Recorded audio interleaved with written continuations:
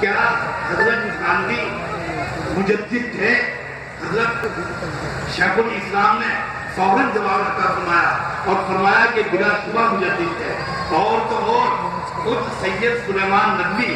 جو کہ خلیفہ ہیں حضرت عبدس تھانوی کے، حضرت سے وابستہ ہیں، حضرت کی مجلس میں خود دریافت کیا حضرت تھانوی سے کہ حضرت کیا آپ مجدد ہیں؟ حضرت تھانوی سے پوچھا کہ یہ وہ اکابر تھے،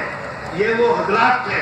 یہ وہ محتاط لوگ تھے اپنی زبان کے اعتبار سے، اپنے عمل کے اعتبار سے، اپنی ایک ادا کے اعتبار سے، کہ پھر زمانے میں ان کی نظیر نہیں دیکھی۔ حضرت نے فوراً فرمایا، حضرت تھانوی نے